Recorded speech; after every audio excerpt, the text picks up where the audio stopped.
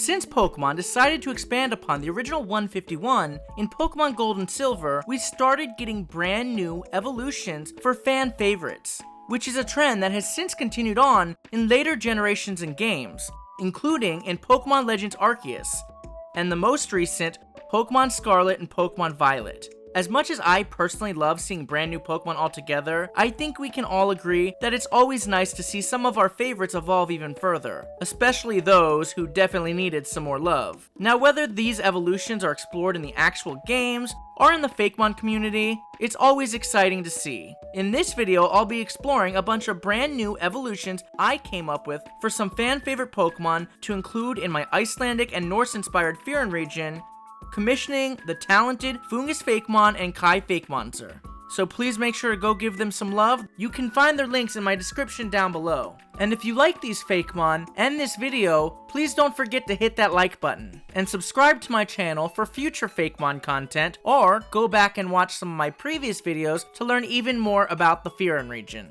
and all of its Pokemon, which you can also learn more about on my Instagram account at Mykelmon_regions, where I share their full movesets, their stats, their abilities, and plenty more. Most of the new evolutions introduced in this video will evolve with a new evolutionary stone found in the Fyrún region known as the Rune Stone. While extremely rare, this ancient and arcane item can be found throughout the Fyrún region, usually in the form of raid battles which appear as runes throughout the land, similar to the Dynamax Wells in Galar or the Terra Crystal statues throughout the Paldea region. The first batch of new evolutions I'd like to introduce are for two of the most iconic, if not the most iconic Pokemon of all time, being none other than the beloved Pikachu and Eevee. As I've made it a self-contained tradition in my own Fakemon regions to give these two love in some way, shape, or form, so in the Fyrún region, I decided to keep that trend going and have them have these new cross-gen evolutions, which once again are tied directly to the Fyrún region via the Rune Stone. I decided to put my own spin on Raichu's scrapped evolution Gorochu, with help from the talented artist Kai Fakemonster. Able to summon monstrous thunderstorms from the sky, Gorochu are a force to be reckoned with. Many talented creators in the Fakemon community have already tried to make their own take or depiction of the scrap design. We honestly didn't take any inspiration from any of those designs, but instead the official description and the scrapped back sprite we have actually seen. But of course, a lot of these depictions probably took the same inspirations and did the same thing, so there's bound to be some similarities. Although we tried our best to make it different, not only in the design, but in a lot of other elements. That being said, I really wanted to make its lure, typing, and various other attributes of this take on Gorochu a lot different to make it stand out. For example, to maintain a lot of the magic behind Pikachu, I decided to have it look even more like Pikachu with a more slender frame than some of the other beefed out versions I've seen from other depictions throughout the Fakemon community. Gorochu was originally intended to be an evolution of Raichu, for those of you who didn't know that, before Pichu came into existence, so Gorochu had to be bigger in size than not only Pikachu but Raichu for that reason. But, being as Pokemon have only ever been known to have 3 stages in their evolutionary lines, it obviously couldn't be an evolution from Raichu, so I had to retcon that and repurpose it as a Pikachu evolution. So naturally, it is sized more like a Raichu as a result, as I feel like that would be the next natural stage in its evolution. Despite this small liberty, I wanted to stay true to the key design features from what we have actually seen from this scrap beta Pokemon's design, or know from its description given by its creator, as I mentioned before. Special thanks to the incredible, studious Dr. Lava for helping to uncover or translate a lot of this for Pokemon fans or creators like myself. In its official description, it was described to look like a god of thunder, which obviously made me think of Thor.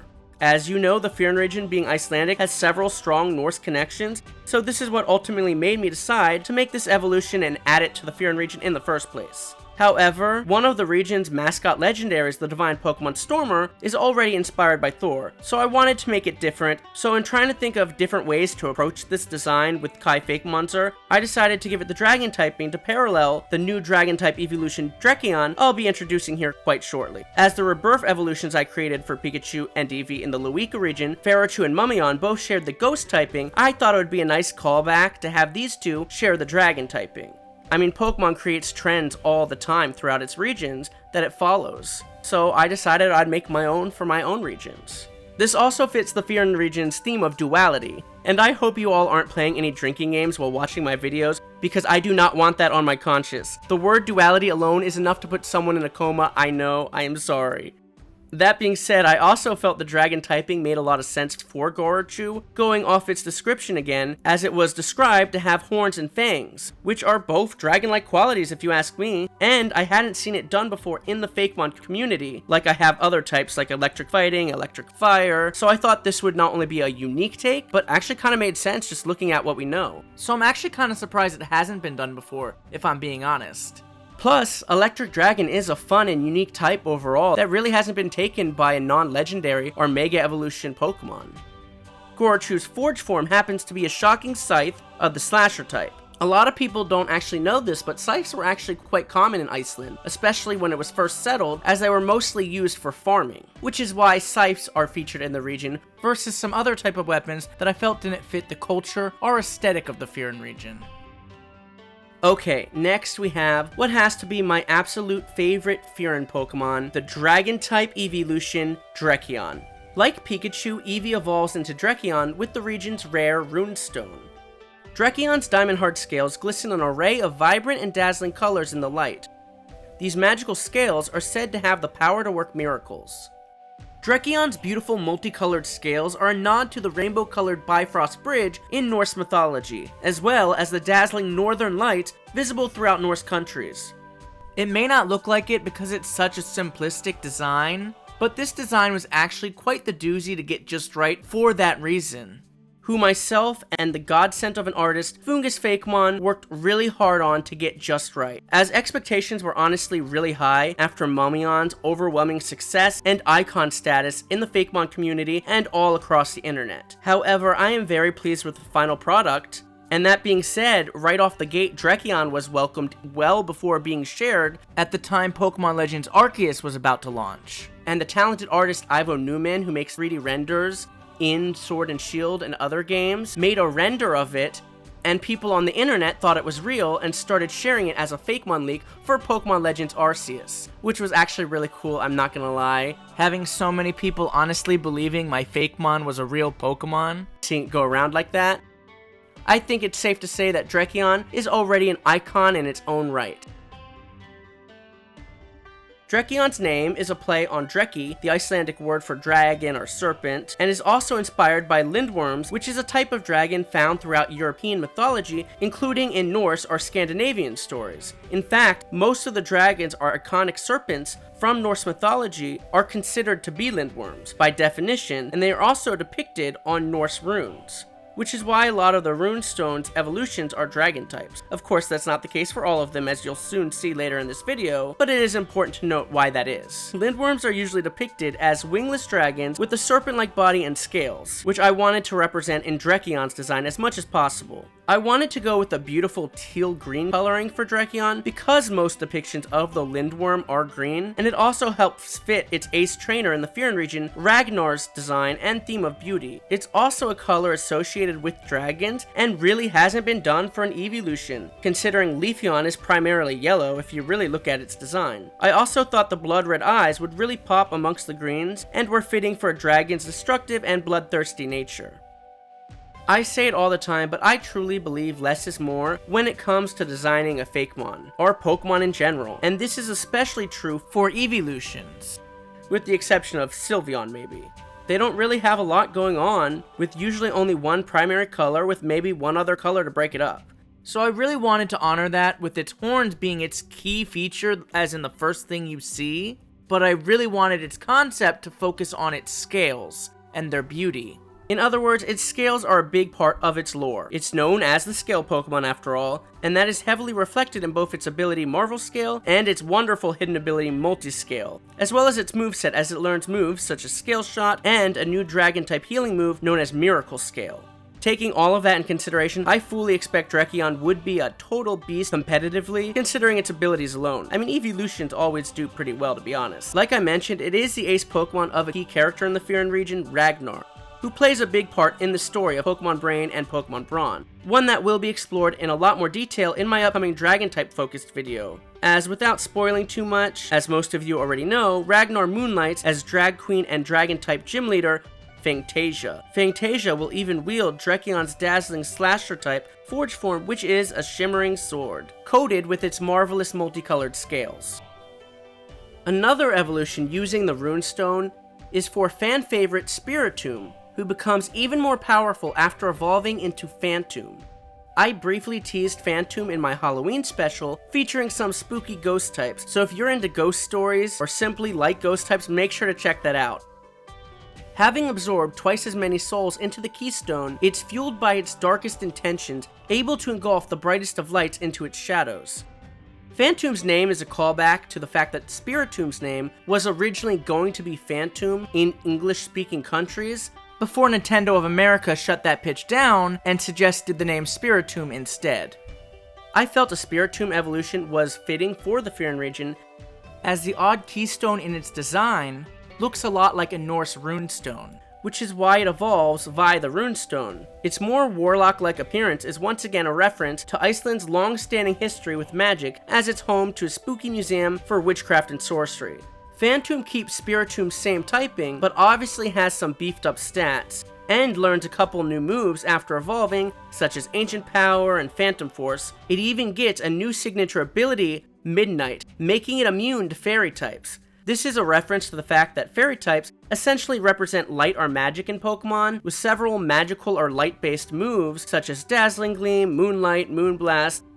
So Midnight is meant to imply it is shutting out the light given off by fairy types, or the spell is ending as the clock strikes 12 and the magic ends at midnight. It is also a reference to the fact that Spiritomb once had no weaknesses with its amazing Ghost Dark typing before fairy types were introduced in Gen 6. So while I'm sure a Volite Spiritomb would wreak havoc, I still feel Phantomb's Midnight ability alone, removing all of its weaknesses on top of its buffed up stats and larger move pool, would still make it the more viable option. Which is actually part of the reason I gave it such an OP ability, because I knew a Volite Spiritomb would be absolutely diabolical and abused, and I wanted to make this the more viable option, obviously. Like Spiritomb, Phantomb will be extremely hard to acquire.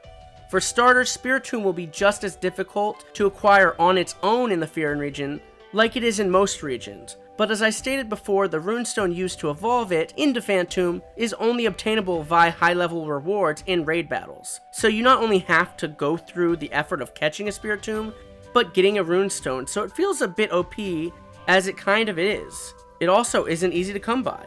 In fact, the only trainers in the Fyrún region to use it will be the region's champion Odin and Sinnoh champion Cynthia in her updated team to fit the region. So you won't be seeing a lot of it, and only the best of the best will be using this Pokemon.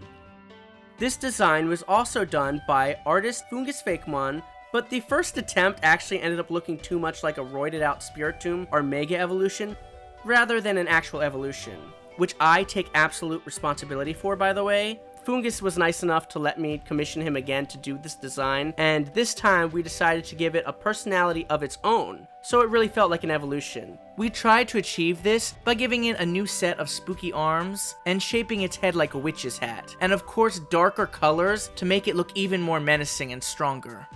Like the last two Pokemon I covered, Phantomb also has a forge form, being a spooky shield, which is classified under the defender weapon type. The next Pokemon to evolve via the runestone is actually a cross-gen evolution for one of my own Fakemon from my first Fakemon region, the Leweka region, named Gremlire. While a single-stage Pokemon in the Leweka region, Gremlire evolves even further in the Fyrún region into Fossegrem, using the runestone. Fossegrem are found by the water, where they play songs with their fiddle-like fingers across their coarse wet hair that are said to soothe the soul to the point of numbness. Its first stage Gremlire is inspired by an African folklore creature from Zulu mythology known as the Tulkashi, which is a water spirit or gremlin-like creature, which is said to turn invisible when wet or by swallowing a stone, which is how I came up with its signature ability called Invisibility. Despite the Tulkashi being labeled as a water spirit, I actually decided not to give Gremlire the water typing in the Leweka region, but instead make it a pure dark type and have it learn several water type and even rock type moves to further reference these myths. but in the Fyrún region after evolving into Fossegrem, as it is inspired by a creature from both Norse and Scandinavian mythology known as the Fossegrem. So I'm sure it's pretty clear where its name comes from, also referencing the Grem or Gremlin in the pre-evolution Gremlire's name, as both are inspired by gremlins and water spirits. Fossegrem are known to play enchanting sounds on the fiddle, so I wanted to reference that in its design in an organic and creative way by giving it a long bow-like finger, like those used to play string instruments, such as the violin or the fiddle, to be able to use its hair as a musical instrument, in true Fossegrem fashion. Despite referencing creatures from two different cultures' mythologies, I thought since they shared so much in common, it would act as a fun bridge between my two Fakemon regions. The first stage Gremlire was done by the talented artist Skept, while this evolution was done well over a year later by artist Fungus Fakemon, who did most of the designs in this video with the exception of Gorochu. And the only reason I didn't commission Skept again is because I was already working with Fungus on all these other evolutions, so I figured I might as well just throw that one in there to save time. I really wanted it to stay true to Gremlire's design and colors, but also give it plenty of new features to give it its own identity, as it's gained a new typing and concept after all. Next up is an evolution for Dewgong that doesn't evolve using the runestone like most of these other evolutions, but instead evolves only beneath the Fyrún region's breathtaking northern lights into the stunning Selkie. Viking sailors dating back to the Cedar region have told stories of spotting these beautiful Pokemon out at sea beneath an array of colorful auroras. This Pokemon is inspired by a mythological seal and mermaid-like creature, the Selkie, found in both Celtic and Norse mythology. Selkie translating to seal folk. So yes, its name being Selkie isn't very original if I'm being honest, as it's pronounced exactly the same, I just changed the spelling around a little bit, but that's actually intentional to honor the lackluster naming scheme of both its pre-evolution seal and Dewgong, which did the same thing. While there are slight differences in the depiction of the Selkie between Celtic or Norse folktales, the gist of it is the same, as they're both mythological beings capable of changing form from seal to human by shedding their beautiful skin, and often resemble some sort of mermaid-like maiden. The myths behind these creatures are actually pretty dark, as they're usually female Selkies being forced into relationships with humans who basically kill them for their seal skin. So obviously I didn't want to reference that in this Pokemon's design as it's too dark for Pokemon, but I did want to play up the creature's beauty in this design, as well as Dewgong's ice typing by giving it long flowing aurora-like hair, which is also a nice reference to its evolution method, of course. I once again commissioned the talented Fungus Fakemon to do this design. Finding the right balance for this design was hard, as I wanted it to look both like Seal and Dewgong, but still look like a Selkie, without going too human-like. But with some slight tweaking, I think it's safe to say that Fungus and I both succeeded in doing so. Selkie will also be in the Fyrún region as Champion Wallace's ace, as he makes an appearance from the Hoenn region in one of the Fyrún's DLCs using this Pokemon. Last but certainly not least, I'd like to finally complete the iconic trio with my own take on an evolution for Jynx. Using a new item called the Glacierizer, Jynx evolves in the Niflhymn. This prideful Pokemon's powerful singing voice is capable not only of shattering glass, but causing avalanches all across the Fyrún region. It maintains Jynx's ice psychic typing, as I wanted to finally give Jynx a much deserved evolution and play off its original concept, which I'll get into in a bit, because I also really wanted to complete what many people, myself included, believe to be a trio, which is why it evolves using an item called the Glacierizer and not the Runestone like I originally intended, because I wanted to further its connection between these two Pokemon.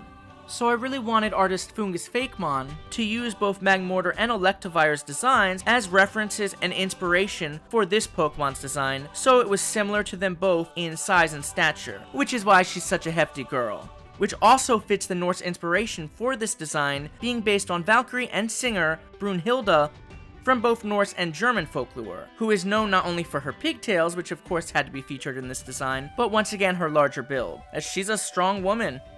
Brunhilde is also known for her amazing singing voice, which of course is clear in its pose and dex entry, as well as its move pool after evolving.